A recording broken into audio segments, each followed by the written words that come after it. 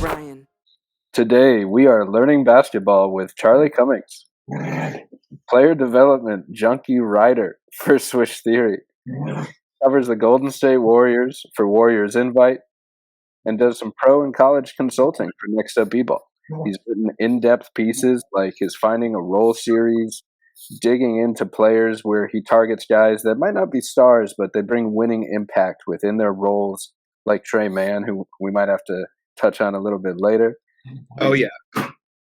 He's had some very interesting articles for Swish Theory, like a cool one where he tracked nearly 1,300 three-point shots before and after Klay Thompson's leg injuries to kind of look into what changed before and after the injury. Very touching ode to what Klay Thompson means to Golden State, to him personally and the city. Digging into more recent moves for the Warriors, like the D'Anthony Melton signing, Buddy Hield's transition success, and Steph Curry's new contract, what that means for the team contending. Can't wait to dig in. How you doing today, Charlie?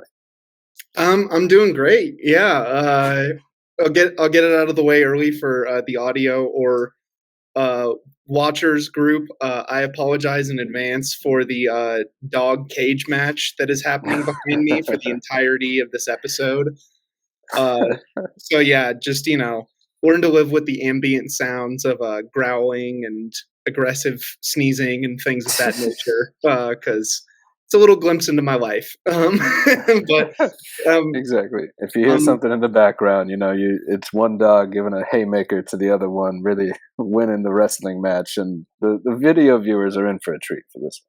Yeah, yeah. No, it'll be a good one for the video viewers. But I'm excited to get into this one. We got a lot to chat about, and yeah, it's gonna be fun as this season really gets underway. We're kind of getting into the thick of it. The first game jitters are sort of over with, and now we get into the meat of the season as these teams try to figure out who they are, and more importantly for me and what I write on, these players figure out who they are, where their standing is on their teams. Some guys who have changed over, finding new ways to contribute. So yeah, a lot to talk about. No doubt. And so backing up a little bit, how did you kind of get into writing about player development for Swish and pro and college consulting? Like what do you find interesting in the player development process when you're looking for kind of article topics and things to explore? Yeah, so when I started writing, it was about 4 years ago, and I focused a lot on the Warriors. Obviously, that's my team. I love them, but I also did a lot of draft-centric stuff, watching a lot of the college tape and, putting together boards, like all that fun stuff. And there's a lot of brilliant people in that space. But one thing I noticed was that, hey, we all freak out over like our top 100 or so guys, and we worry about these dudes who could maybe be fringe NBA talents getting into the league. And then they get into the league, and outside of like, lottery picks or, the real high profile guys, people kind of just stop caring after the draft. Like to use a player, for example, that I really like, Peyton Watson. He was like a high level recruit, and he was followed pretty heavily going into college. Went to UCLA, didn't exactly pop there, but still enough of an athletic profile to become a first-round pick. There was a lot of interesting draft stuff on how he fits as a player. And then he gets to the league. He's playing for the now champion Denver Nuggets, and no one cared. He was, becoming a burgeoning rotation piece, and he had this really interesting developmental arc, and it kind of just felt like, oh, well, the novelty of what can this guy be in the draft wore off, or how high does he go?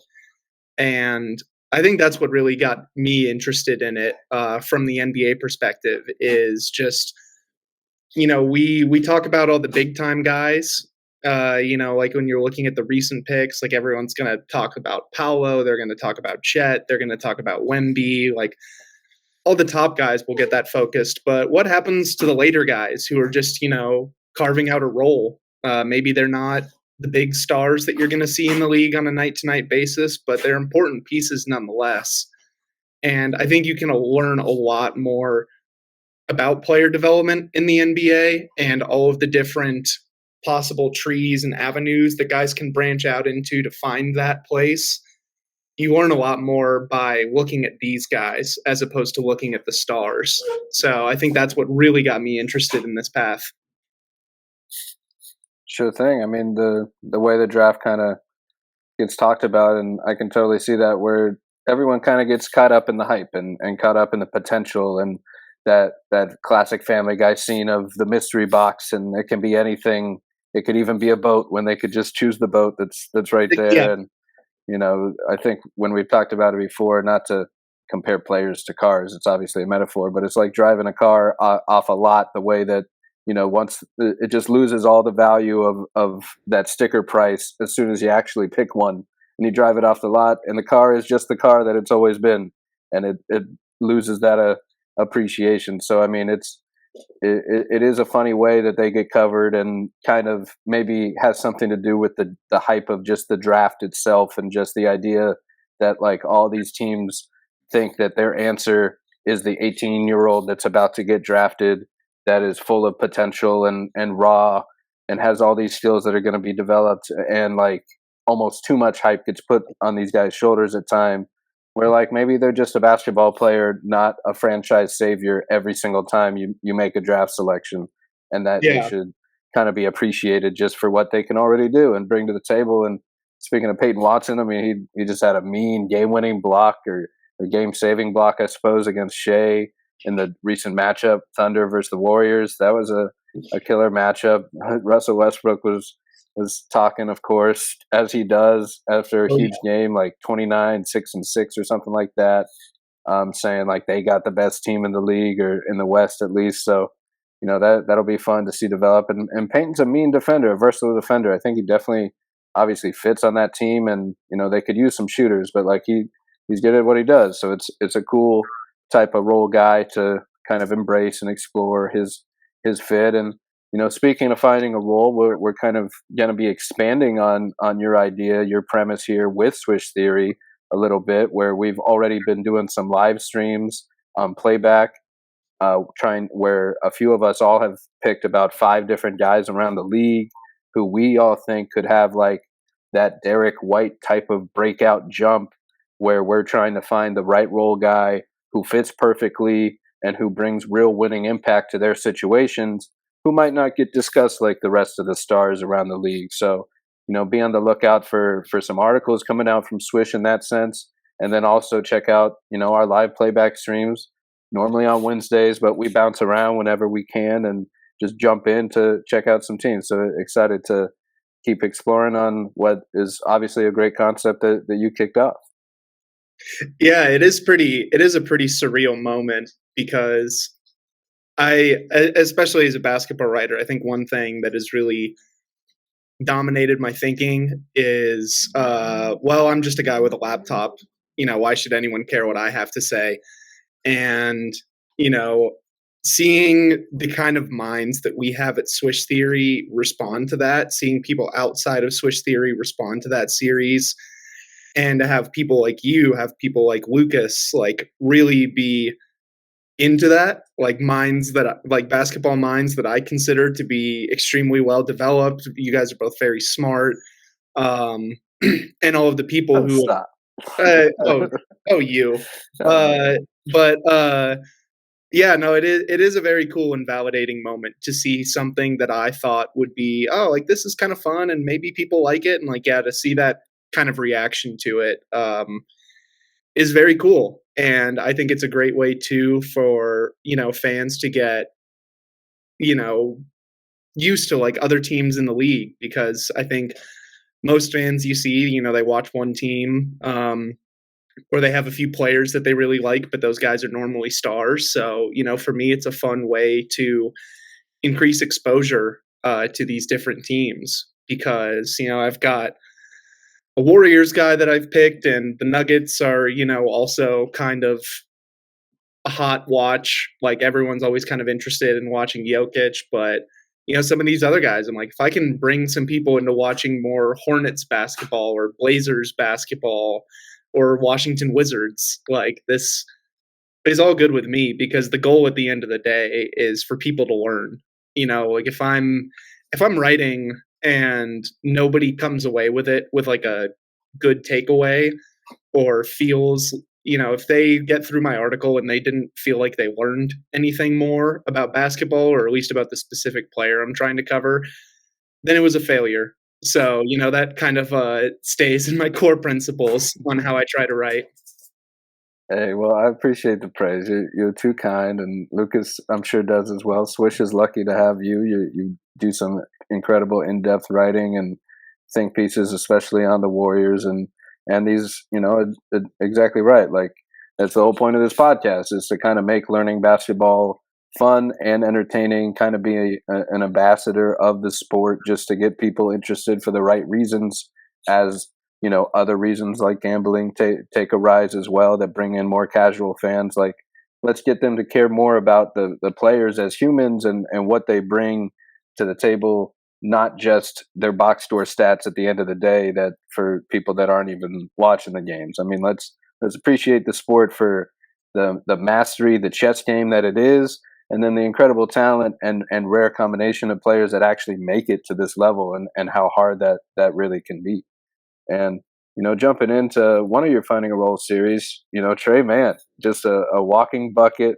I was maybe a little too high, but super high on him in the draft. I think I had him like 7th or 8th just because I loved his in his class. And I just loved his ISO, his on the ball scoring, creativity, the decelerations, the pull up shooting.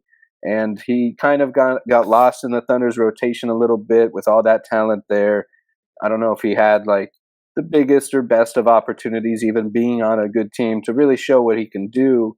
And then last year gets traded to the Hornets. I want to say LaMelo was hurt when he got there, so maybe he had a little bit more window to kind of show everything he's got in a situation where they're not necessarily trying to compete for a championship right then, so they're just trying to see what they got. And Tre balled out, and then this year LaMelo's back, but Tre's in kind of a 6-man role, I want to say, where he's perfectly suited for that, where like he is as classic 6-man as it gets.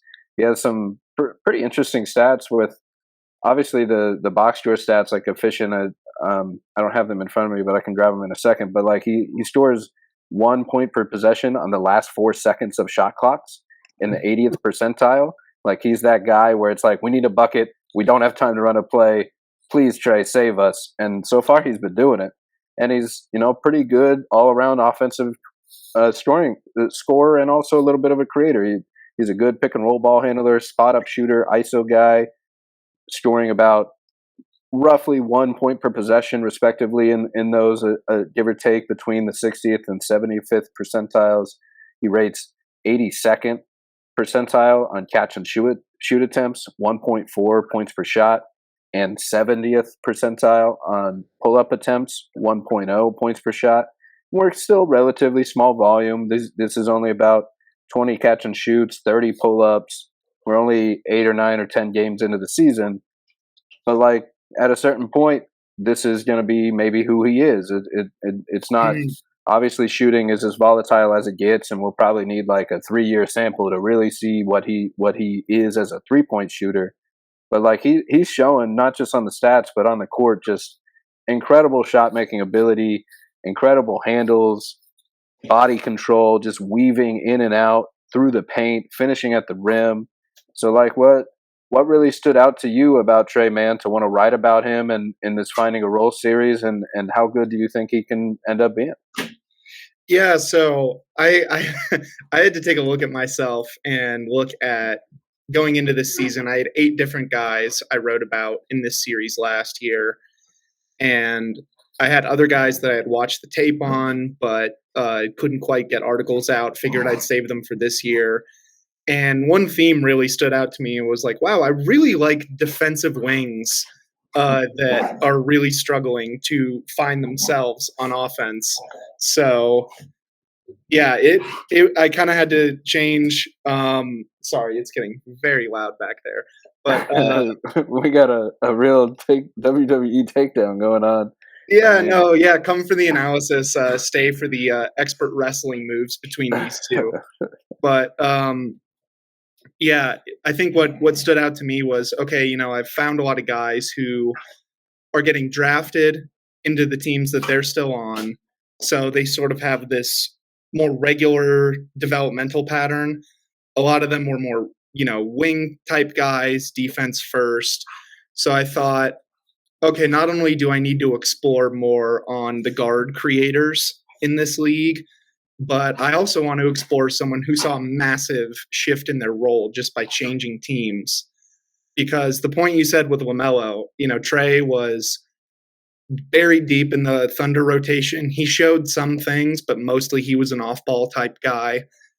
He was, asked to be pretty limited in his offensive usage. And obviously the Thunder were a very good team the last couple of years. So it was very different, to say the least, going to a Charlotte team where when he was traded there, they were 10-41. LaMelo was already out and did not return for the rest of the season. So Trey goes from like seldom usage guy in Oklahoma City, getting a lot of DNPs, to, hey, not only are you here, you are the starter now, and you're basically the only guard we have with LaMelo out who can create anything on the ball. So it was pretty wild seeing him go from, oh, I'm trying to find spots to cut and I'm taking a lot of catch and shoots and I'm moving off the ball, to now you're running 30, 40 pick and rolls a game and you're relied on to bend the defense to create opportunities for others. So it was a massive shift in expectations, not only from a team perspective, but personally. And what's been really interesting this year is finding how he shifts back more towards the center. Because last year it's, okay, well, we're 30 games under 500. Like, the season is over. We're going to figure out what we have with you. So do whatever you want out there. And he showed a lot of fun stuff on the tape. Like you said, the pick and roll creation is really solid. There were some playmaking flashes. That's still an area of his game that I'm really looking for some more development in, because he gets kind of like those hero ball tendencies of, I'm going to drive into this crowd and there's going to be like two guys coming to help, but I'm still going to go for the finish. And I'm sitting there on my computer just like hand on head, just being like, oh my God, the kick out is right there. Like, it's right there. Like, there's the guy in the corner. Please hit him. And he doesn't. But he showed a lot of flashes too. And we've seen LaMelo, like the way he's playing to start this year has been incredible. But Trey going from the full-time starter, the fulcrum of the offense, to shifting to that six-man role, a guy who's going to play a lot of minutes alongside LaMelo, has really changed things, because now he goes from, okay, I'm attacking starters all the time and I'm playing against A1 type defensive players, to now he's playing against bench lineups. And what a surprise. He's absolutely crushing them. And now he has to play a lot of minutes alongside LaMelo. So it's, okay, how do I be the secondary creator? How do I help to boost his game by being like a drive and kick guy who can get him involved against a tilted defense? Or, you mentioned the catch and shoots. The off-ball movement has been really encouraging so far to start this season. And the one thing that really sold me on him as a player is, I'm like, okay, combo guard, he's really athletic, he can shoot, he's got a lot of confidence. Like, I've seen this guy before. And then I got into the defensive tape and I was like, whoa, hey now, like, he's competing over screens. Like, guys are trying to attack him in isolation. He's just completely shutting them down. He's so flexible. He's so quick. He's got instincts on the defensive end. So, when I was watching through the offensive tape, when I'm kind of working through it and trying to like form this idea of what he is as a player in my head, I'm thinking, okay, yeah, like, fun scoring combo guard, can do a little playmaking. Like, this is great. And now I'm like, whoa, like, if this defense is popping like this and it continues to keep up and he can keep doing it alongside guys like LaMelo, like, be sort of that guard stopper at times that they need him to be when you're playing next to a guy like LaMelo Ball, that's what I'm really starting to think, like, oh man, like, this may just be like a star in the making right here. Hey, I mean that defense is definitely a swing factor when he can score as efficiently as he can, and when they already have kind of a more traditional type point guard in place, or even if not traditional, at least a lead playmaker in Lamelo, where Trey can focus on the secondary scoring, attacking closeouts, hitting the catch and shoot, creating his own shot just as a second option. And I did look that up real quick. He's dropping 16 a game off the bench. That's fourth among all bench scorers. And speaking of that, Buddy Hield is actually first at 20 points a game. So we'll get on these bench killers later. But especially when you're looking for somebody to get buckets, like you said, like against the bench defense is generally a lot easier. Its defense isn't necessarily. It's not that it's not prioritized. It's just not as many impactful defenders normally on the bench units, making it a little bit easier to get your own shot and kind of rely on that traditional type of six man. So I think it's a perfect role for Mann to step into. And then, like you said, if the defense and the playmaking can kind of just gradually develop a little bit more, I mean that's a real starter level player who can already score at a starter level pace, who can fit right in. And the Hornets are off to a really strong start due to him and LaMelo, Brandon Miller, and exciting to see where they take it. So backing up just a little bit, I wanted to ask you a little bit about your scouting process and like when you're looking at maybe draft prospects. I'm not sure if you have any that you're super excited about in the upcoming classes that you want to touch on, but just what do you generally look for when you're scouting a player to help you decide like, oh, this guy's an NBA guy? Yeah, so it's been interesting to evaluate that, and especially in past years, I've watched less and less college tape. Um, I I wish I could say I have any draft opinions that aren't just like our smart friends that we trust telling us the things that they see on the film. But I think from a pure scouting standpoint, what I really look for is you gotta set up things properly first before you evaluate someone. And what I mean by that is, you can watch games for skills, and that's obviously going to be the most important part is what can they do, what can't they do, what are they struggling with, but that can be improved on. Are there any things that they're maybe playing a little over their head with? But the important thing to me to start with is you got to watch a few games just looking for what they are being asked to do, what teams are trying to take away from them when they play them. So, if you just dive right in and you start evaluating skills, you may get a completely different view on them if you're not looking at the context they're in, if you're not looking at, hey, like this is where they're generally positioned offensively, or these are the kind of guys they want them to guard. Because those are all very important factors. It's really hard to get a good understanding of a player until you've realized what is their role in this team right now. Could they potentially be asked to do more? Are they being asked to do too much? Is it kind of right in that sweet spot for them? So that's something that I really look for when I'm watching these guys is what is the goal here?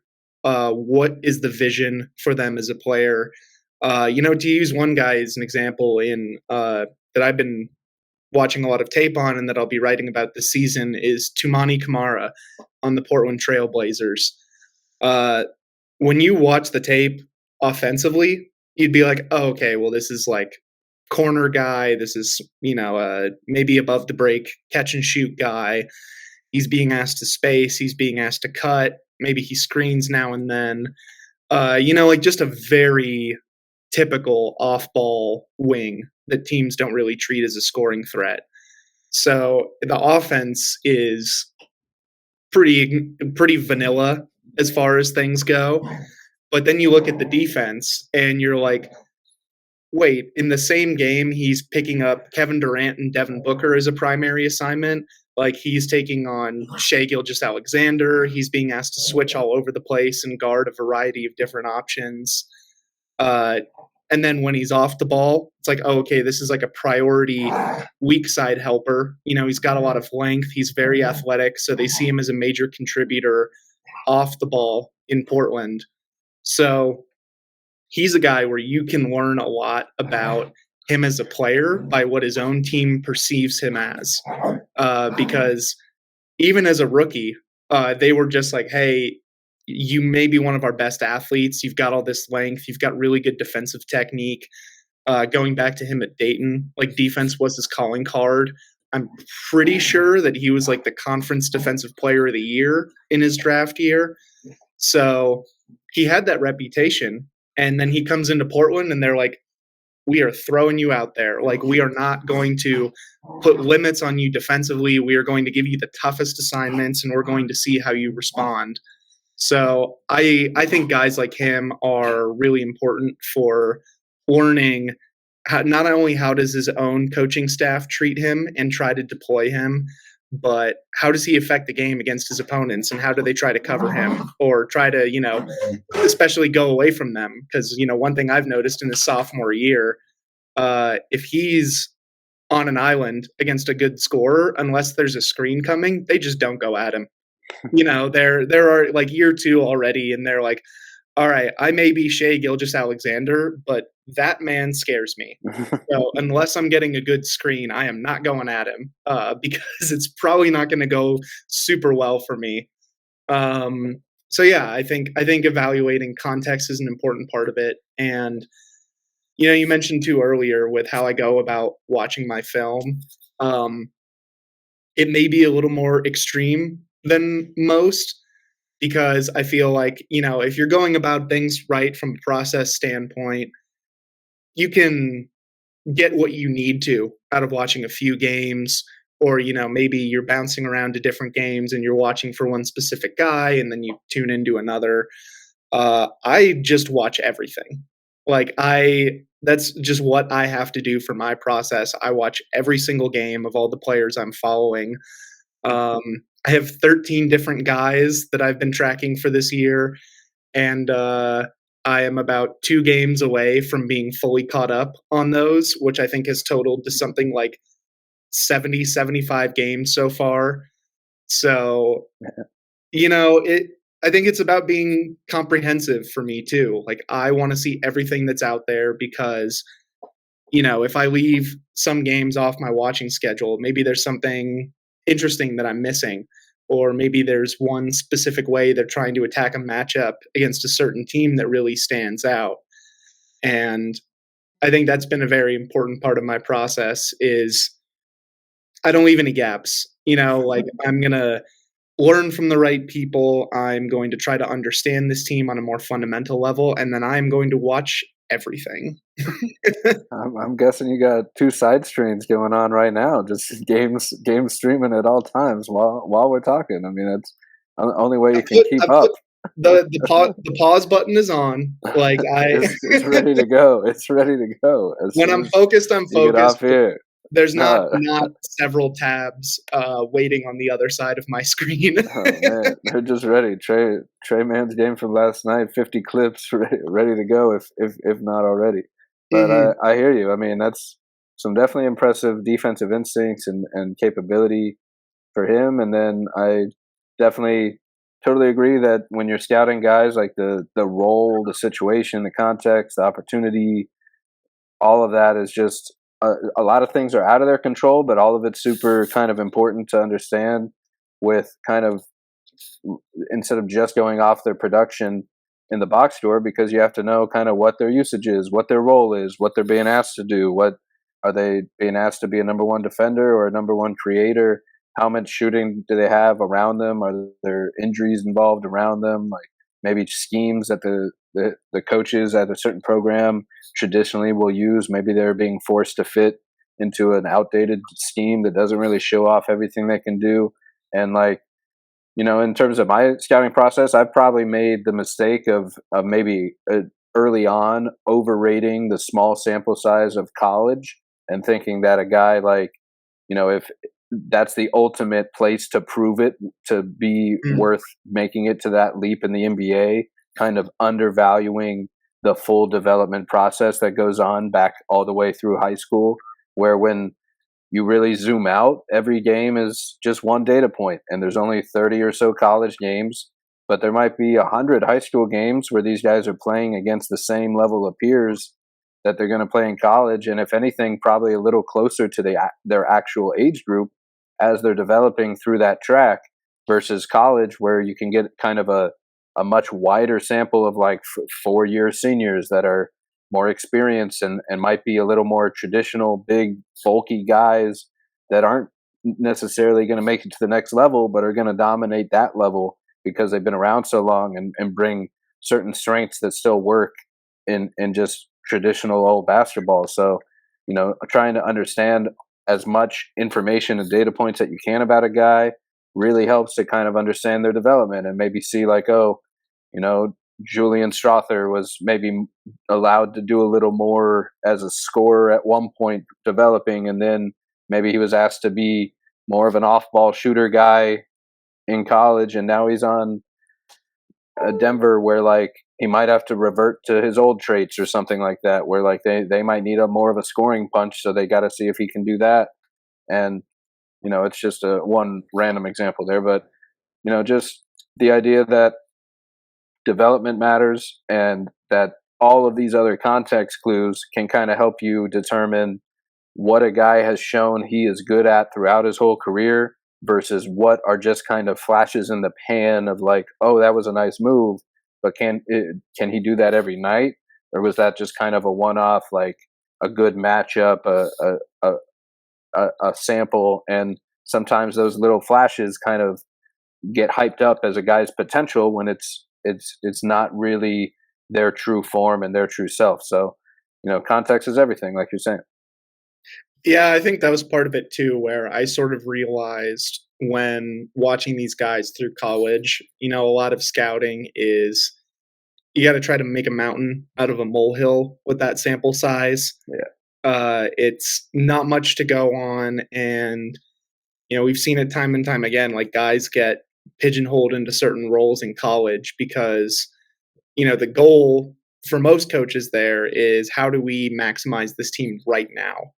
So, in most cases, a guy comes into a program and he can't always do everything he wants to do because it's all very short term. It's like you've collected all these players together and now we got to go win some games. We got to pursue a conference title and play some March basketball.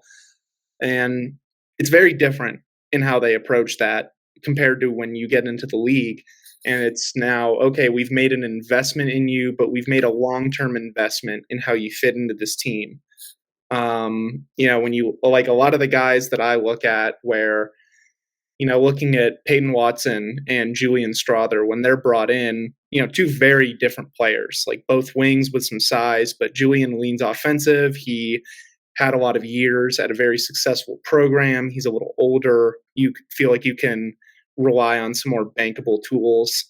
Peyton is as projecty as projects get, but they've still arrived at the same point where they're key points of this bench unit on a team that has seen a lot of wing talent be eroded over the years in free agency by losing Bruce Brown, Kentavious Caldwell-Pope. I know you're not too upset about the latter, but from a Denver perspective, it was we've drafted these guys, we've invested in them, and now we're trying to build them up into being a part of the rotation, something consistent with a few bankable skills that we can rely on in our night-to-night lineups, and we'll see if we can build on them from there. So they take, like in the NBA, they take this much longer view of it where, you look at it like, you look at Peyton, he's in his third year and they're still trying to figure out who he is, what he can be. Now he's thrust into the starting lineup, which I think makes for a very interesting inflection point on his career and how he fits into this Nuggets team long term.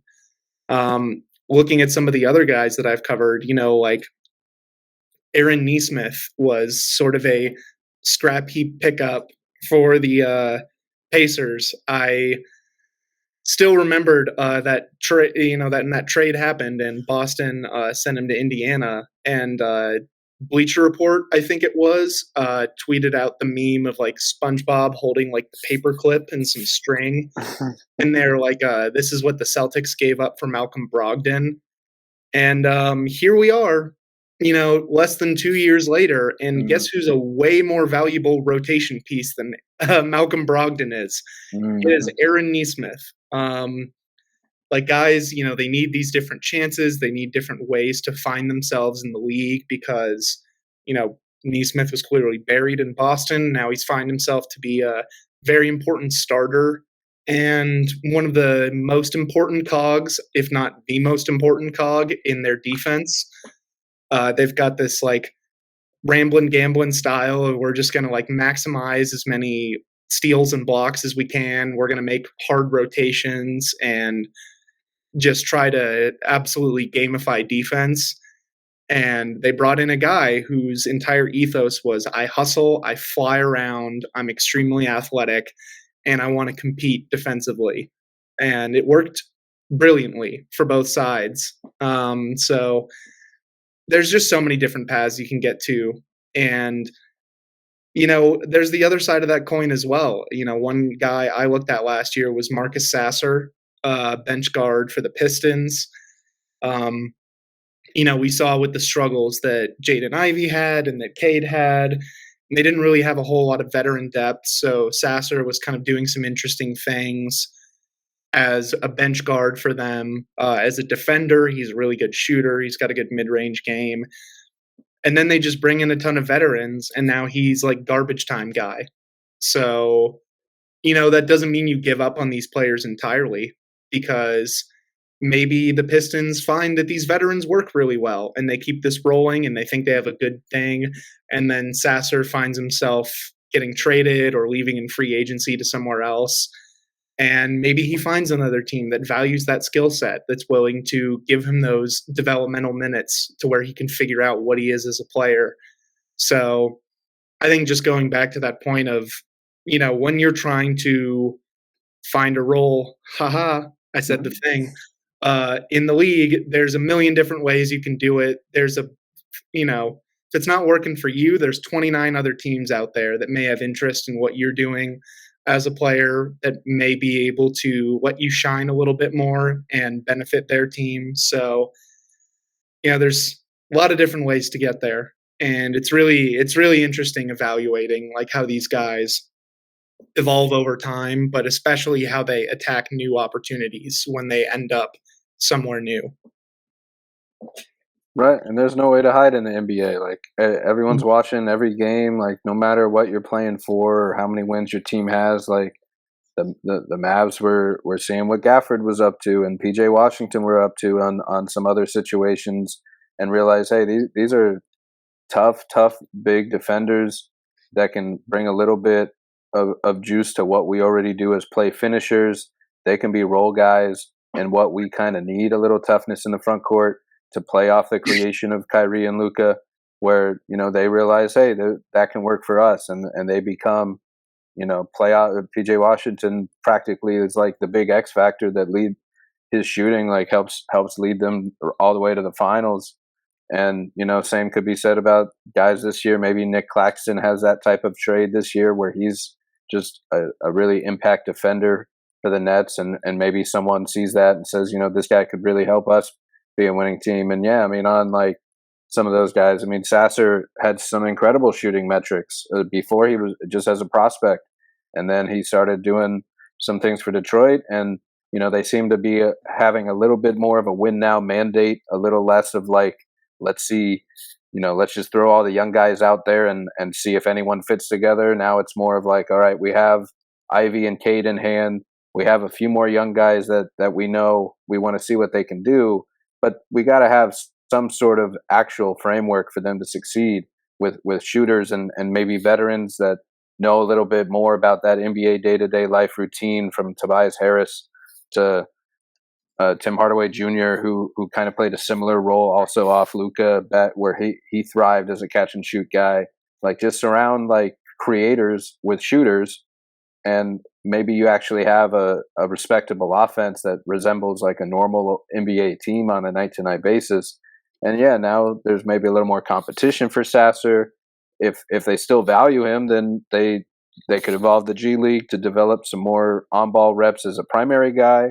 or maybe injuries are random. Maybe he gets a break that way, but it doesn't mean they have to give up on him entirely. But that is the breaks. Like, he's now probably third or fourth on the guard depth chart or so, and now he's got to work to kind of work his way into that. And if it's not Detroit, hopefully it's somewhere else, like you mentioned, via a trade or walking in free agency eventually or something like that. But clearly a skilled shooter that deserves a chance, and he's earned it up to this point. So we'll see kind of where he ends up. Yeah, and I think one point too is going back to context. Like last year, he was out there playing. They had almost nothing to play for. They're one of maybe the worst stretch we've ever seen of any team in NBA history. Losing streak was just brutal. But you had a coach that was we're searching mode. We're trying to find what works. So that gives more opportunity for a guy like Sasser. And Troy Weaver was still in charge. The guy who drafted him was still in charge. And now Troy Weaver is out. Trajan Langdon is in. And we've seen this story before. Like GMs just do not prioritize the guys that they did not draft. It's different when you're talking about Cade or a Jaden Ivey or a Jalen Duren. These guys who have been the bigger investments, who are safer star bets. It's the guys like Sasser who tend to get pushed out a lot quicker because every GM comes in, they're going to have their own vision, and chances are that vision is not going to align with every single player that they inherit. So now you see someone like him, he's got a new coach, he's probably on the outs just based on how this rotation has broken so far. And yeah, he's got a GM who's probably not in love with his fit on the team, if I had to guess. So, like you said, them's the breaks. You come in, you show some things, and suddenly management and coaching has changed entirely, and you got to find a new way to make yourself valuable to the organization. So it's tough, but that's part of why the context is important, because continuity is a tough thing to come by in the NBA, unless you are winning at a high level or you have ownership that has bought into a very long-term rebuild.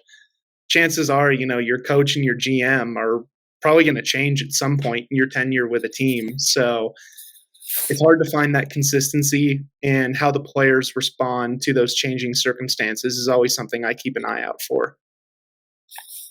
Absolutely. And speaking of some changes of scenery, some new faces, old places, Klay Thompson. We got a hit on your incredible heartfelt piece for Swish Theory. Sayonara Klay Thompson is the title. You dig in on some mental health for you and the meaning of what Klay really means to you and the city of Golden, or the area of Golden State at large. I guess it's a little more than a city. Yeah. So,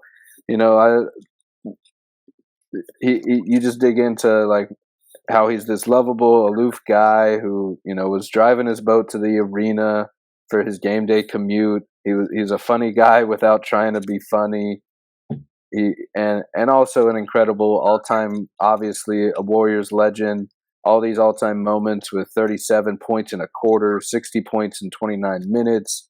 Game 6 Klay is infamous forever. And then that kind of almost like heartfelt moment in the last game ever at Oracle, tearing his ACL and still walking up to the line, hitting 2 free throws to send it. What a way to kind of send off that arena to the fans that kind of just grew with that team and that have been around since, forever. They've been showing up since those, obviously before them, but like those Baron Davis teams where they had the huge upset as like an 8 seed with Baron Davis and Steven Jackson and all that, and all the way back to the 90s with I'm blanking on some of the names, but some of their all-time teams as well. So with Klay, what will he be remembered as for Golden State, and what does he mean to you? Yeah, so going back to that piece, he means so much to me personally, because at the end of the day, sports is something that should bring you joy. If you're watching it and you find yourself getting angry and you can't, it's got its ups and downs. Like I still, will watch a game and get angry now and then, but it's mostly ups. And that's been a big transformation for me just on a personal journey level. I talked about that in the article as someone who's struggled with depression and mental health for as long as I can remember. A guy like Klay, and being someone I could so enjoy watching on a night-to-night basis, or going back to some of his all-time moments, really helped me find that joy sometimes when other things weren't bringing it, or when life was just kind of, putting me in a headlock. And on the court, like he meant so much, obviously being part of the dynasty run and all the emotions that went into his comeback after 2+ years out of basketball. I think the final count he was out. I think he went 1,008 days between playing games, which is just insane to think about. Just on a human emotion level, I can't imagine being away from the thing that has been your entire life for that long, unable to step back on the court, watching your team struggle without you, and then to see the emotions swing all the way back to he's in the fold again, the Splash Brothers have returned, and oh my God, we won a championship. Like, that felt so unexpected, so surreal. And it was such a beautiful way to just encapsulate the fan experience, because you go from the highest highs of that Warriors dynasty run to he shreds his knee at a game 6 he was hooping in, the last ever game at Oracle Arena. You lose a finals in heartbreaking fashion. Then Kevin Durant's gone, and you're immediately the worst team in the league because everyone is injured. And then, you have a couple of rough seasons. Klay comes back. They kind of bring this cohesion together again as a team, and they find a way to get all the way back to championship mode as a vastly different team than we had seen before. Obviously you have the core mainstays, but they changed so much in adding all of that youth, having all these different role players that were new. That was just special. I'm trying very hard not to just tear up thinking about it, because that is just such a beautiful thing to me as a sports fan, to see someone go through those insane highs, insane lows, and find a way to get back to the top. But yeah, Klay, I'm still not used to it. Every time I throw on a Mavs game, I'm 31. I'm this is just wrong. I don't like this. I'm watching him coast around in the headband in blue and white, and I'm just oh man, this is just weird and odd. But I think it's also kind of a beautiful thing too, that he's moved on and he's with a team that went to the finals last year. He gets to be in that high pressure environment in one he feels is competitive, and he still feels valued. We've seen through the first part of this season, he's a very important part of their offense as that movement shooting guy, as someone you can't really afford to help off, which is a major struggle when you're trying to contain Luka Doncic and Kyrie Irving. As if it wasn't hard enough already, here's a guy who's going to take 8 threes a game and make 40% of them playing off of them. So that's been fun. But, the last couple seasons were rough because they couldn't meet those same expectations. There were a lot of issues with just the vibes and chemistry of this team. Obviously we had all of the Draymond Green's various assaults, but Klay was clearly unhappy.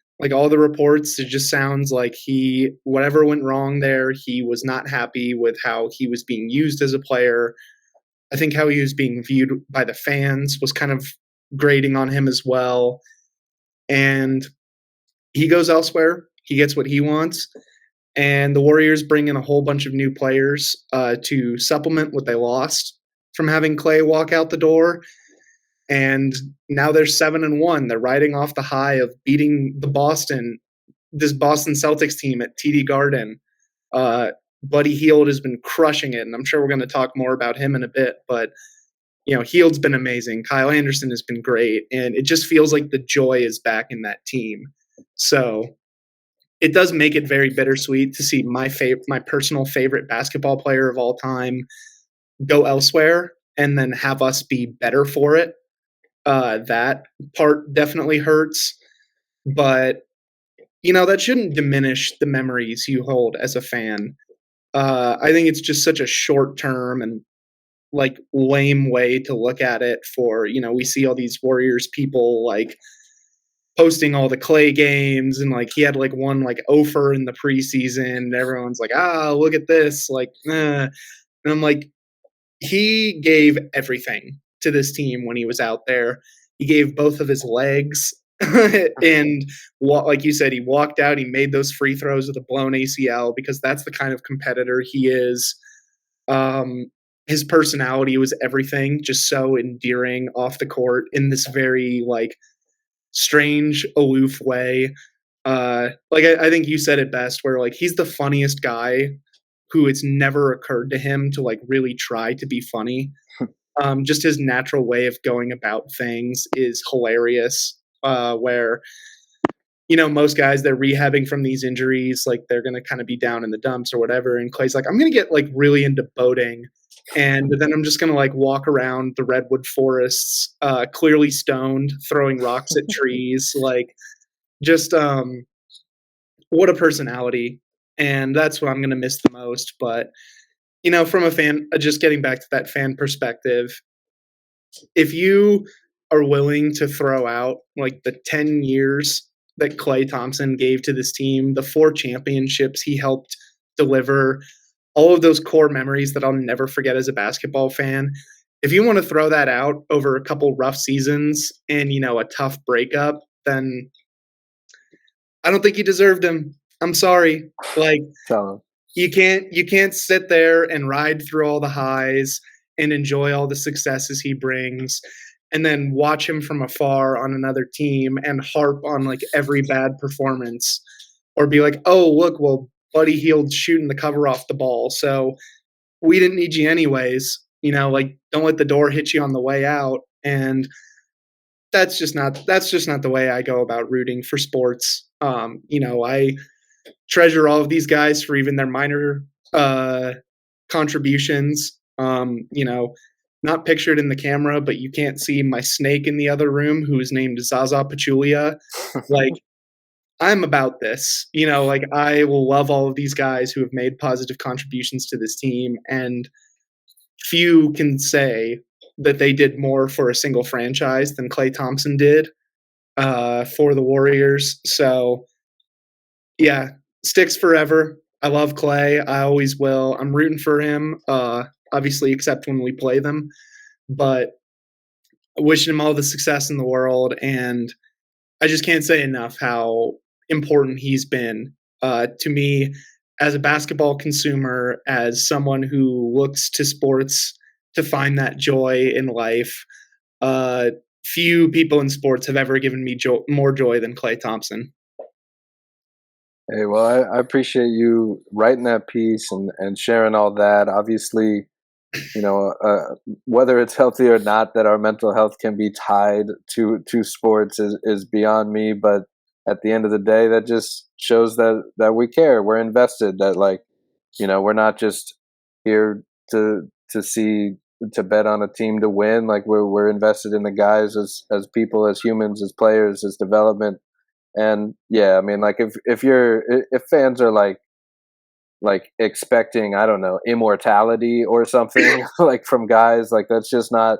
Most guys don't age gracefully. The time is undefeated, father time, and some guys are gonna go sooner than expected in terms of their bodies, and it is definitely a sad way for him to leave. Kind of I'm sure a combination of his body betraying him, and then everyone in the outside world expecting him to still be the guy he was before the injuries, and somehow him not living up to those pre-injury expectations is another set of disappointments set onto him when like he has no control over that. Like he got hurt playing, and his legs are never going to be the same. So he's probably not going to be one of the best perimeter defenders of all time anymore. Like he's still got that 3-point shot, and obviously it might age out too eventually, but like he can only give what he can give, and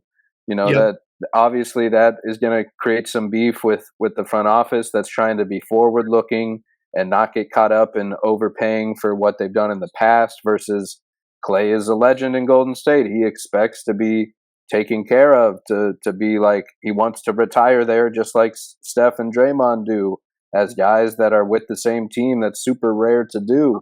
So he probably, not too dissimilar from Dwayne Wade, ended up leaving Miami for a little while, was like he probably feels some type of way that he isn't getting the Kobe offer to just take this huge money to stay here and retire a legend.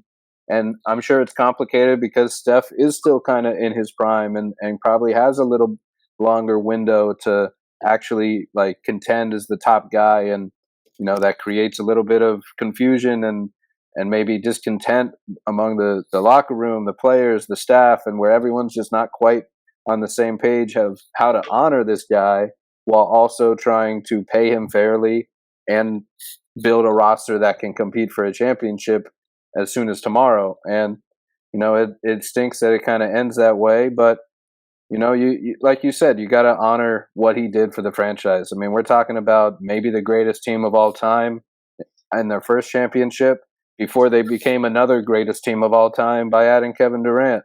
And like they broke basketball. He was a big part of that. Like it's the Splash Brothers, not just Steph.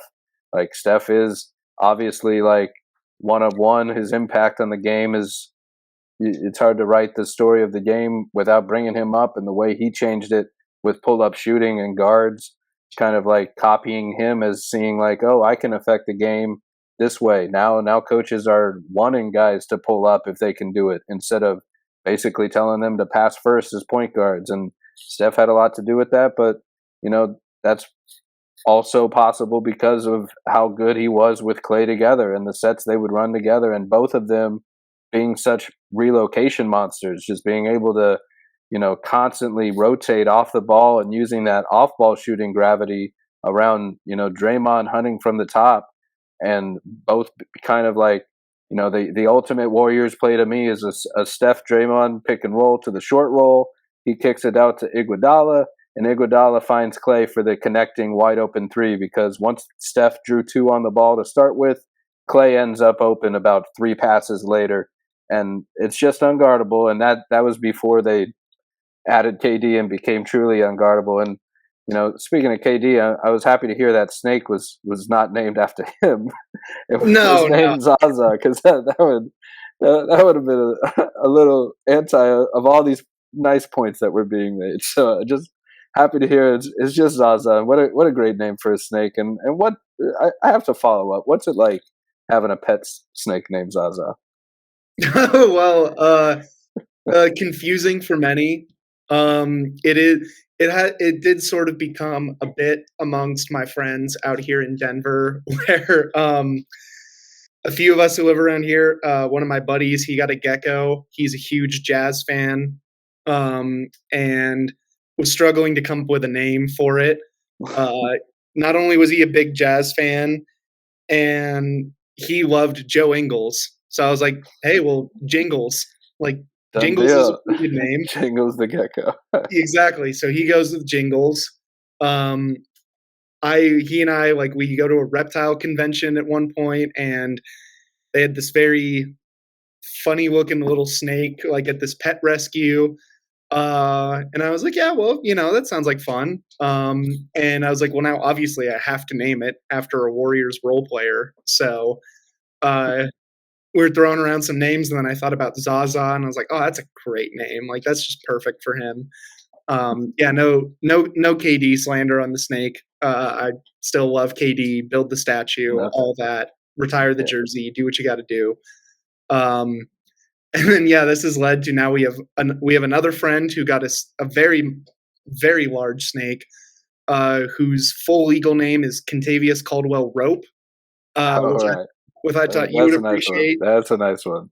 Yeah, we all call him Rope for shorthand. And then one of my good buddies, he's a Bucks guy. He and his girlfriend got a dog, and that dog is named Giannis. So Oh wow. You got a it's whole really kind pet of circle. it's really kind of snowballed out of our control at this point. But no, it is just a fun little thing of just like we're just such nerds in different ways about it. But We'll have to throw a poll on the thread here. See what Twitter really likes best as a pet name between all these killer yeah, combos. I thought it might be with, I don't know why my head went alliteration, but I thought the gecko might be Gordon Juracek, the gecko, for a second there. I don't know why. Just the G's all popped in my head. So something to think about for the next gecko to roll around in this crew. I have to write that one down. Yeah, no, I like that. But yeah, it is just kind of one of those silly, stupid things that still made me laugh, and it also says a lot about me as a person when I meet someone new or I have some friend or whatever it is, and they get to meet the snake and they're like, oh, not only does this guy have a snake, but he is named after a role player on a basketball team. Few things could better encapsulate me as a person than that. It's like, oh wow, I meet Charlie and I find out about his snake and I find out what it's named. That tells me a lot about him, for better or for worse. Hey man, that's hilarious. The snake named Zaza Pachulia, as you know, I'm sure, Orlando Magic legend. He was a rookie on the same team as Gordon Juracek with T-Mac on the Magic, 2003. So this is really snowballing here. But um, back to this Warriors season, and one last shout out to Klay. Like clearly a legend. If you're disrespecting that guy after what he gave to the franchise, like what are you doing as a fan? Like what are Yeah. your priorities? Like this is one of the greatest Warriors and NBA players to ever play. His Hall of Fame resume is done. Like he's first ballot. Like he is a legend on every step of the way.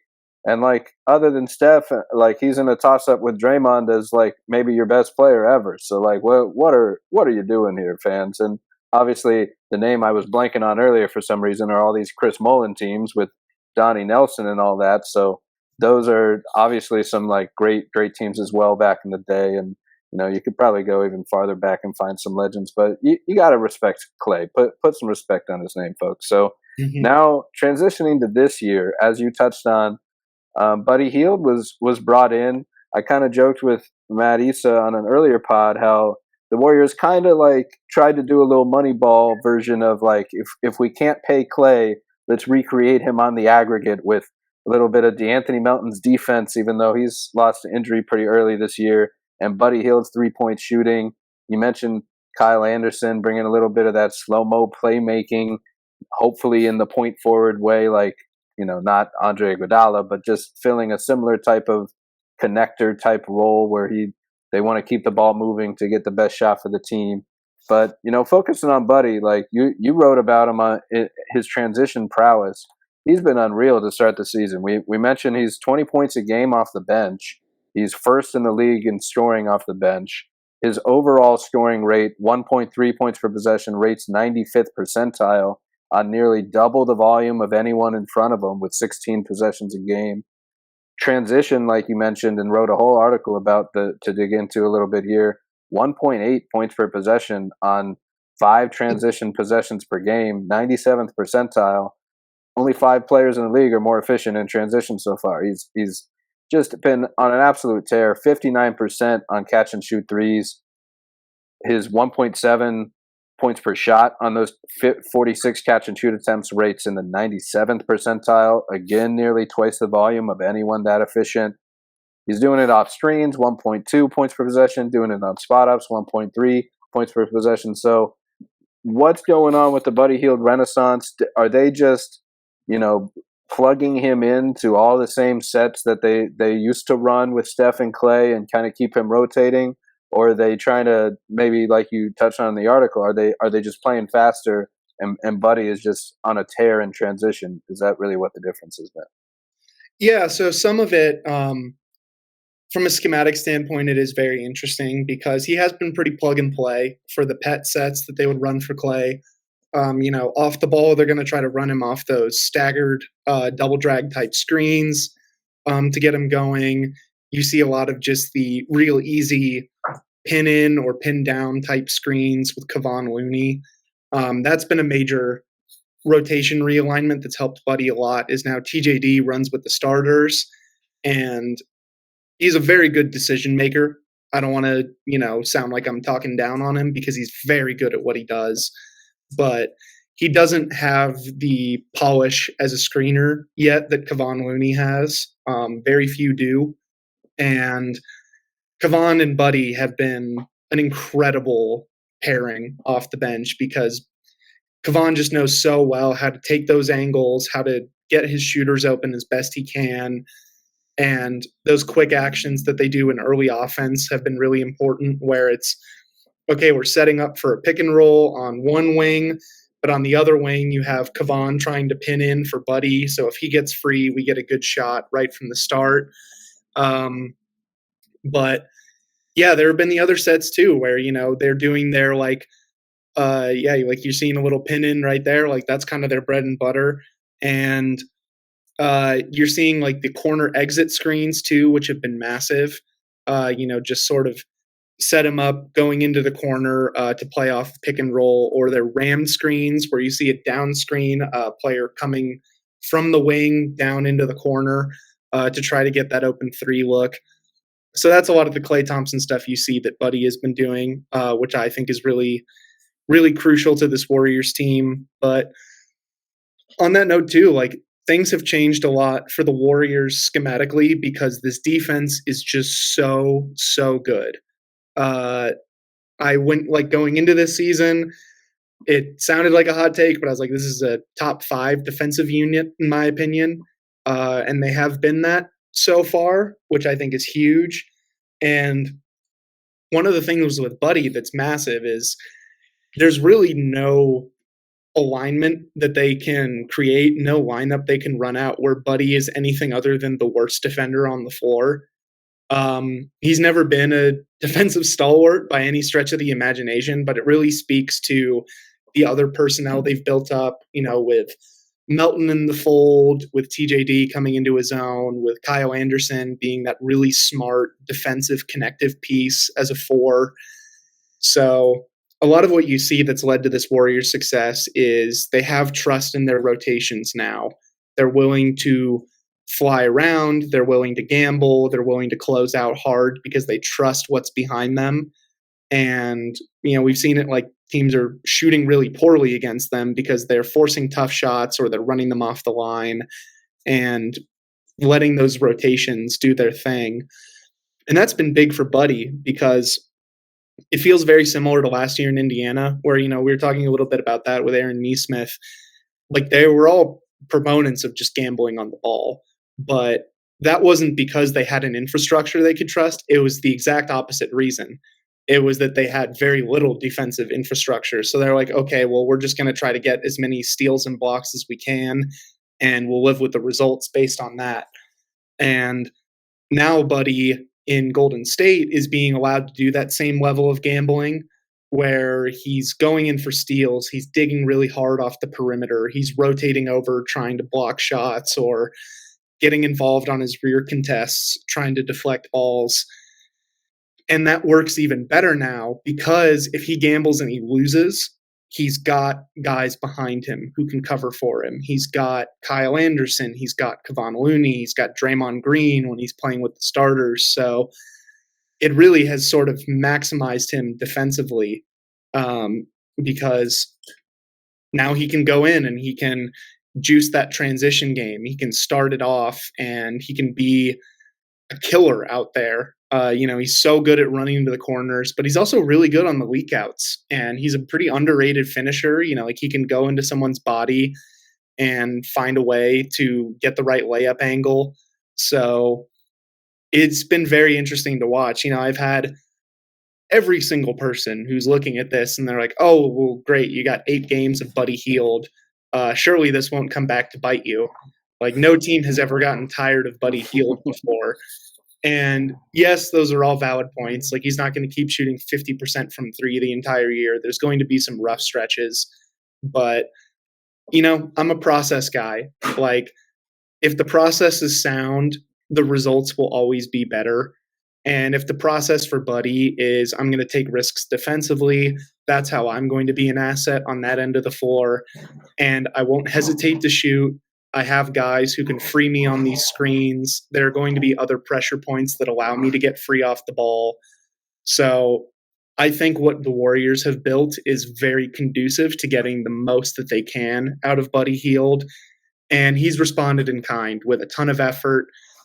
He's been an amazing addition so far, and I think a major reason why we've seen this offense take off at levels that I don't think many anticipated, that I did not anticipate personally either. I did the episode with our friend Chuck of Chucking Darts podcast, where we were trying to rank all of the offenses right before the regular season started, and I had the Warriors 18th. I thought they could be the 18th best offense in the league, and a lot of season left to go. I would be pretty surprised if this team stays healthy and if they fall all the way down to being the 18th best offense. I'd be very surprised. And Buddy Hield has been a major reason why I've had to say, hand up, I was wrong. Hey, I mean, 20 points a game, let alone off the bench, is not no joke. Like that, if he can be a second or third scoring option for that team with Wiggins and somewhat consistent as probably the next most consistent guy in that sense.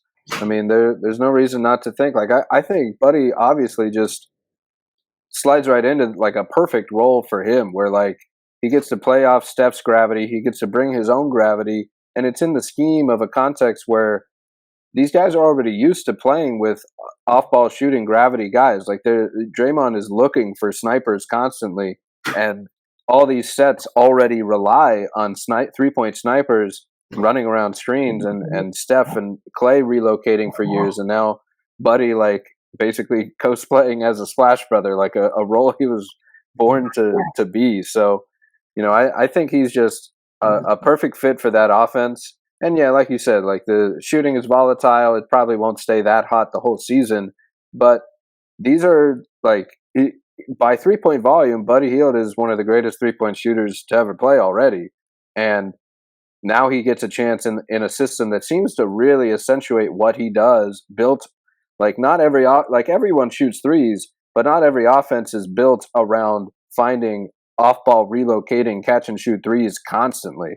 And kind of like they are in some sets. I stopped this one. I'm not sure if it's exactly the one I have in mind, but I've really liked the ones like you mentioned, like his pick and roll stuff. This is with TJD instead of Kavan, but just like empty side pick and rolls where Buddy draws so much attention, he instantly will get two guys swarming him, and he just slips a little bounce pass to the roller almost immediately, and on this one he finds the kick out instead. But like his I'll find another one with Looney, but I think it was Joe Verre that tweeted out this earlier with something. I think it was a thumb chin play set, or maybe I got that backwards, but basically the whole point of it was it ends with an empty side pick and roll for Buddy and Looney, and that just makes a ton of sense where you clear out the floor. You use Buddy's off-ball gravity coming off a screen.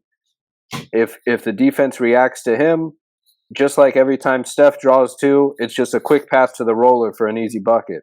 And I'm sure one of those will pop up here as we're rolling. But yeah, on the note of the Warriors, like they've been incredible. They're probably the biggest maybe surprise of the season, I guess, other than maybe a few others. And obviously it's early; it's only 8 games, but like I don't think anyone expected them to be second in defense and sixth in offense, 4th overall point differential to start the season. No matter how good their history has been, they just haven't been that like dominant on both ends in a little while, and they're doing it all around. Like the offense is 10th in shooting percentage, 9th in turning the ball over, 9th in offensive rebounds. The defense is 2nd in shooting percentage, 4th in turnovers, 12th in free throw rate. So they're not fouling. They're forcing turnovers. They're forcing tough shots.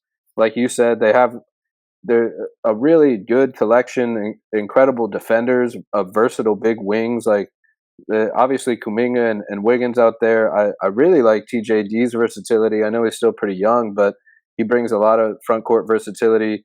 Draymond seems to still be that guy where he's just a one man defensive anchor who just sees everything 5 steps before it's happening and can read your offense and jump in for the turnover, pickpocket you and lead the break, and then obviously create from the top of the key on the other end.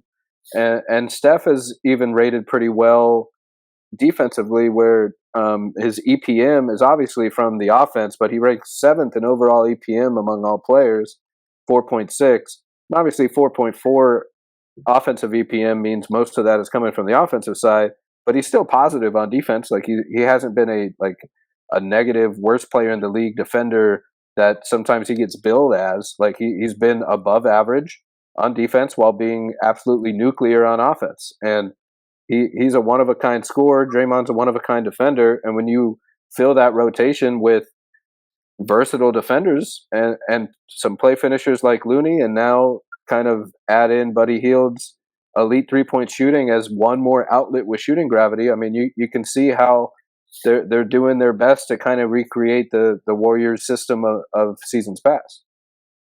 Yeah, it has been a strange and feels like a return to the days of the old Warriors, like pre-KD even, where, like you said, you have a unique offensive weapon in Steph, and you have a unique defensive weapon in Draymond.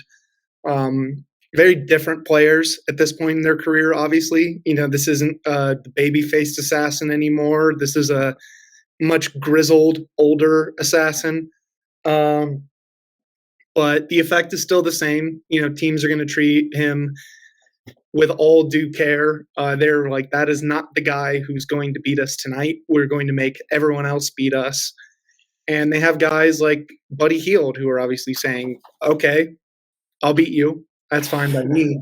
But you have others, you have Moses Moody, who's willing to take those threes, take his drives, and do his thing there. You have Andrew Wiggins, who's been a huge positive this year, who's been much more aggressive offensively, but is kind of rounding back into that defensive form we've seen in the past. And it feels like those early Warriors teams, it was the starting lineup is so good, you're going to be hard-pressed to beat them in their minutes. And then here comes this bench unit full of heady, defensive-minded vets.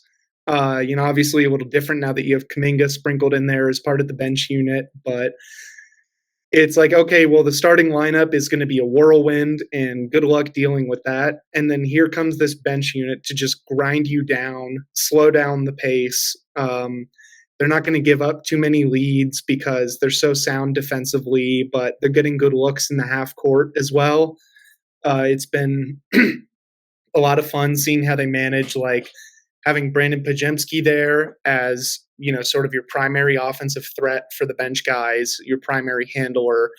But now Kyle Anderson comes in, and, we saw it last night in Boston where Pajemski was out. He's been dealing with some illness. So they go, all right, Kyle, like, you're the bench ball handler now. You're initiating everything. And it's been just insane to watch this depth play out, because last night you're going in against this big team. You'd think you'd go like, oh, okay, well, we're going to consolidate the rotation. Like, no DeAnthony Melton, no Pajemski. Steve Kerr says nope. He goes 11 deep of guys who played at least double-digit minutes, which is just crazy to think about. And it's a winning formula because they can mix and match so many pieces now. And, while the centerpiece is still Steph on the offense, Draymond on the defense, they can, unlike, these past couple seasons, they can go big if they want with a Draymond at the 4 lineup. And you're like, okay, now we have Kevon, who's going to control the glass. He's going to set all these good screens. Or we can go with Trace, who I think is a better passer. He's obviously a different level of vertical threat, a little more explosive defensively. We've seen him make some huge plays with his rotations. And then they can go, okay, well, you want to go small? We'll go small. Like we can go Wiggins at the 4 and really stretch things out. We can go Kyle Anderson as sort of the 4 or 5, however they prefer to deploy him.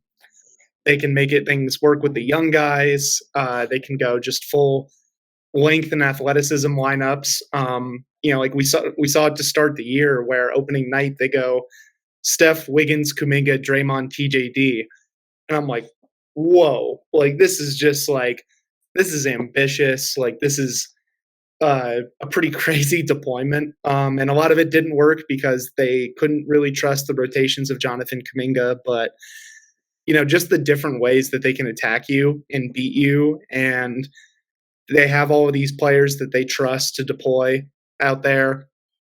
So when you have a coach like Steve Kerr, despite what folks like Jim Park may tell you, the guy's still a very good coach, really knows what he's doing. And if you give him all of these different pieces to play with, he's going to find a way to create some advantages against any team on a night-to-night basis. For sure. And I mean, that's a good note on the roster. I mean, there's just so many tough guys on this roster. Like, we hardly mentioned Gary Payton, just one of the toughest like guard defenders in the league, obviously son of one of the greatest.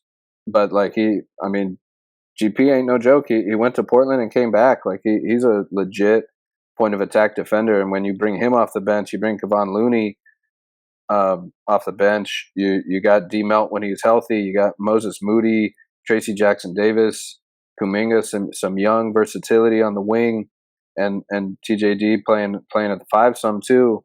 Like that's just a lot of tough defensive versatility. And like we noted earlier, I mean, that's kind of rare for bench units to have that. Normally it's more so in the starters and you see more offensive weapons trying to get buckets off the bench.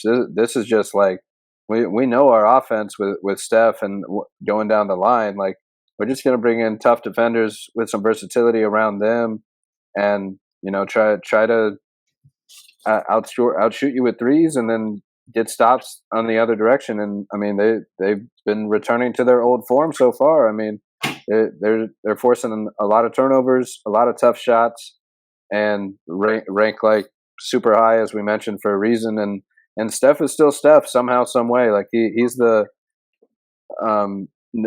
ranks 91st percentile on pull-ups, scoring 1.4 points per shot on 29 attempts. Obviously missed a few games, but only LaMelo Ball this season has been that efficient on that many pull-ups per game.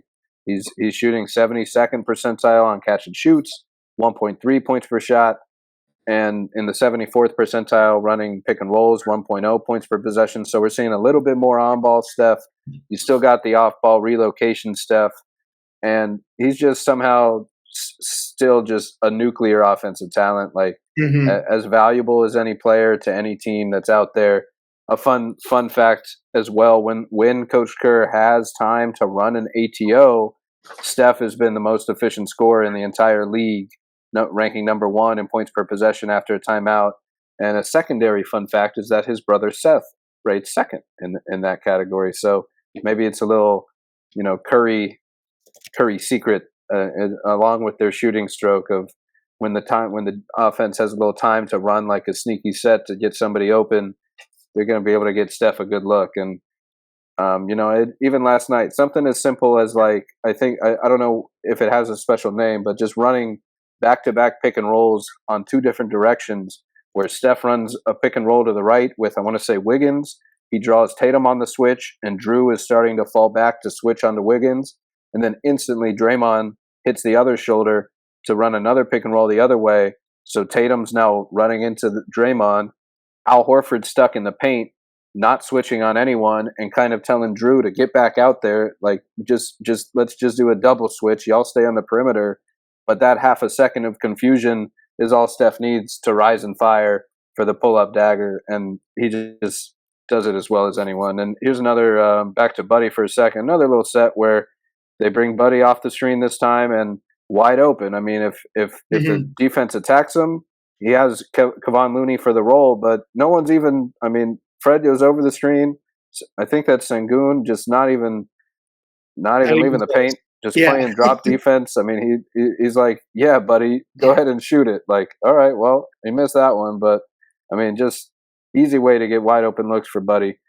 And I really like the variations where, he's running the little empty side pick and roll with Looney. I think that's a nice way to create some easy offense for him, and obviously just catch and shoot, transition assassin. But the Warriors are on a tear. I mean, when you got Steph healthy, Draymond healthy, top 6 on both sides of the ball, let alone top 10 or top 12, like that's back to contending status from where I'm standing. Like they're right back in the swing of things, which is crazy to say when it's Draymond's like 13th season or 11th season with Coach Kerr or whatever it is. Like how long they've just been doing it when they're looking like the 2015 or I always forget the year, 2015 or 2016 Warriors that came onto the scene, that Steph broke all these 3-point records and they broke basketball. I mean, we're closing in on a decade ago, and they're still doing the same thing, beating up the rest of the league with the way they do it. And it's just one of the most exciting teams to watch in basketball. Buddy Hield was born for this ever since Oklahoma. Like this is the role he was ready for, and hopefully he at least, some things might regress back to a little bit of normal, and no one's expecting Buddy to bring a lot of defense. That's what the 7 other defensive players in the rotation are for, like you said, where they're out here maybe to cover up him a little bit, but he still brings a little bit of athleticism and obviously is trying, which you don't always get from everywhere he's been. Maybe like he is out here competing on both ends, like willingly accepting this role, and it's just a recipe for success right now, where the Warriors are looking as good as anybody so far to start the season. Yep, yeah, it is. And I think one thing too, when you look at the other teams around the league who have struggled to replicate this, the Warriors struggled with it the last couple seasons where they couldn't get guys healthy at the right time. There were, vibes were definitely an issue there, but they couldn't plug in the right role players. They couldn't get the young guys on the right page. And now we see the success. And you look at other teams, like just to look at, we talked a little bit about the Nuggets where they've had some of that talent erode and they've had a hard time replacing it. Looking over too at the Bucks, like this was a championship team just 4 years ago.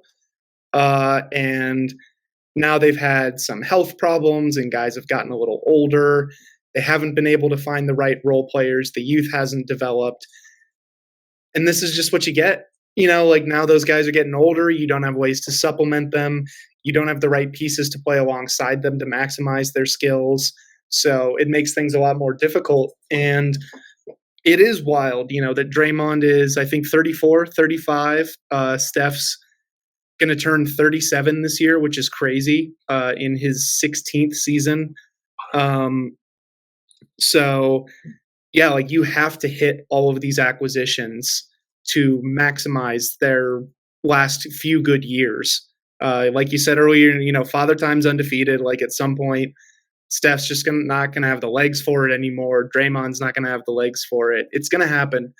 And the Warriors, I think, have done a pretty incredible job at working within their means to find these role players that will really bring this team together. And we're seeing the results early on. And it feels different where, like you've seen these teams build around several stars usually.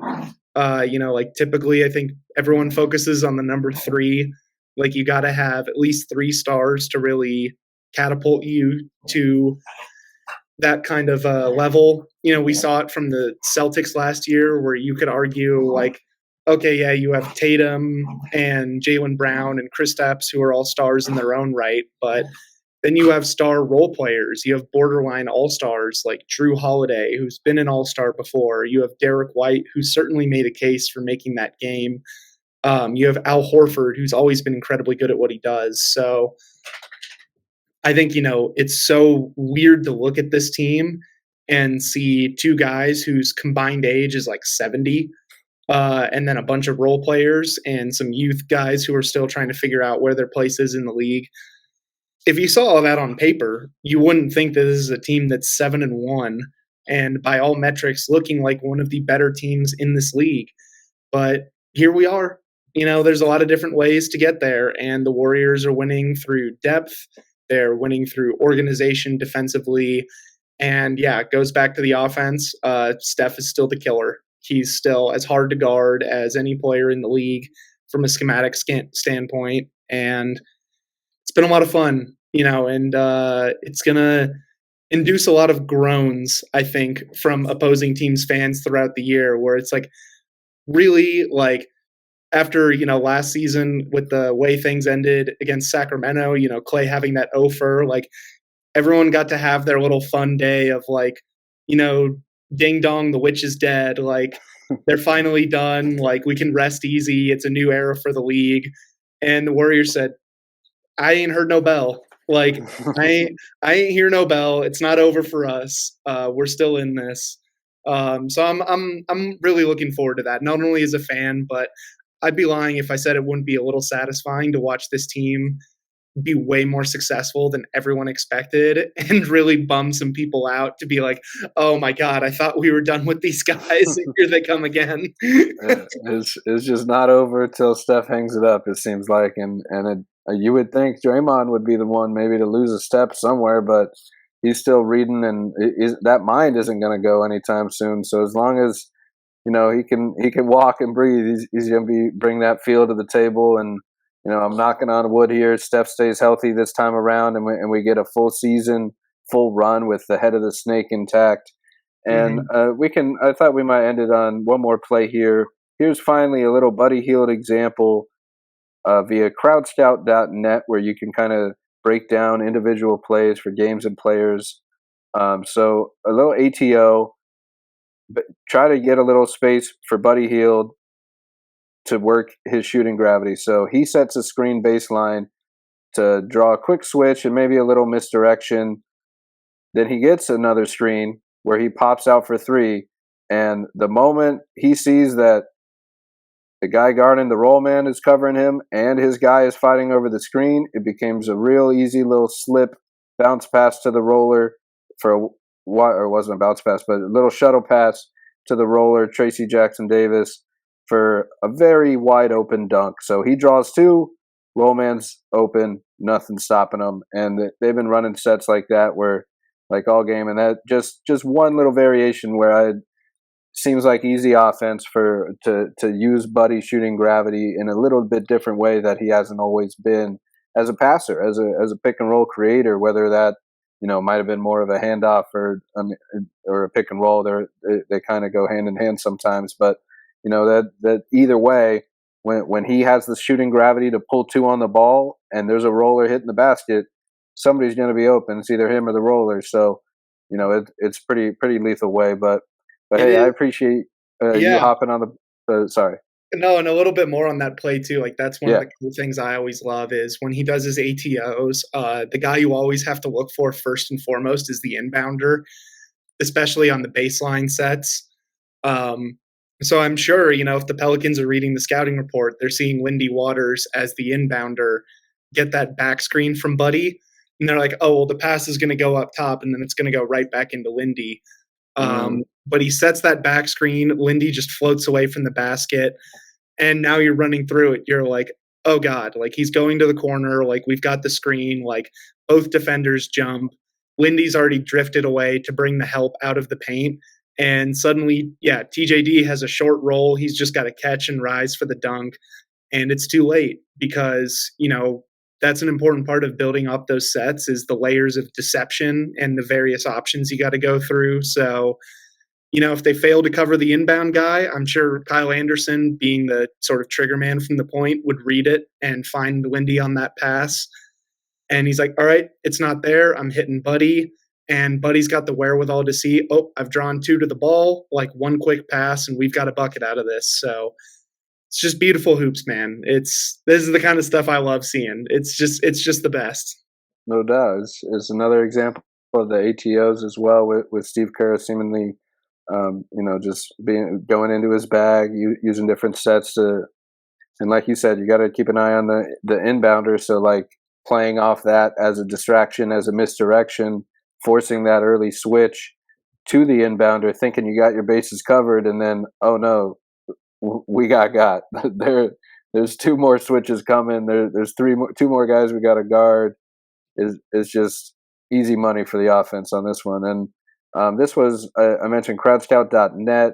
That's this new site by Eric Weiss, who I was streaming with last night on the Swish Theory playback stream as well. And we're also talking about the Celtics a little bit, how essentially, like you just hit on, like they just have five guys that are actually reliable on both sides of the floor every night. And that's just very rare to have guys that can consistently impact the game on defense and offense, bring a little versatility to both ends, bring a little efficiency to both ends, and just be reliable and consistent every night. Like that aspect is what makes it really rare and special, that, you know, a lot of guys are too young for that consistency, or just not good enough to actually be good defenders and good offensive players, good on every single game, 82 games a season. And it's almost unrealistic to ask it, but when you can actually find five and as many guys as possible, but a full lineup of them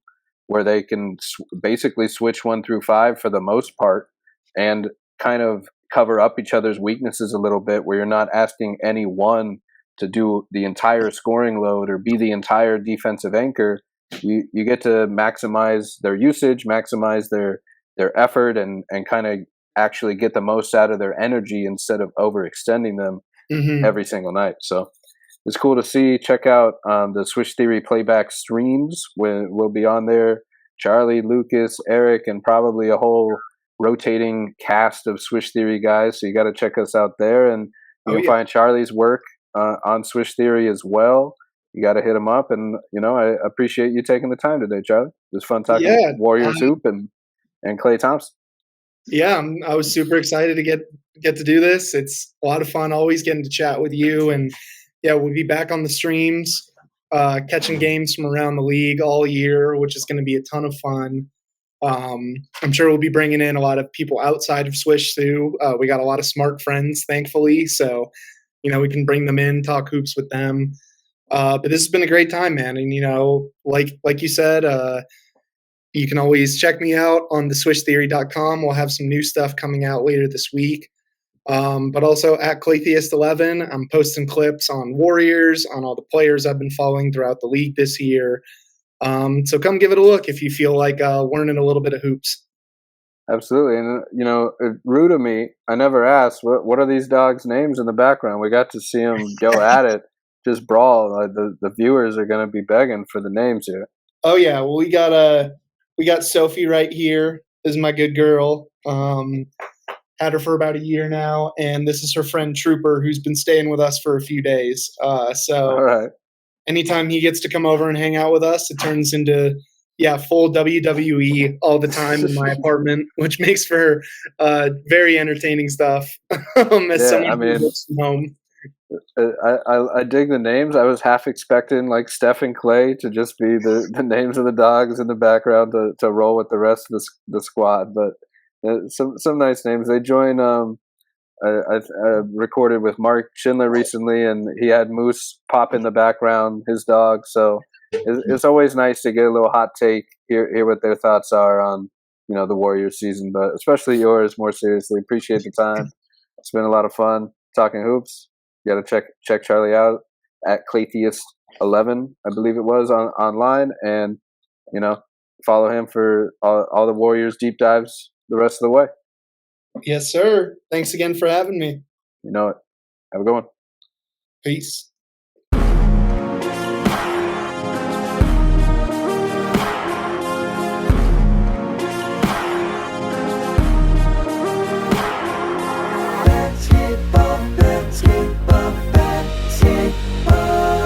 With Ryan. Learning Basketball is a Swish Theory podcast, hosted from Beyond the Arcade.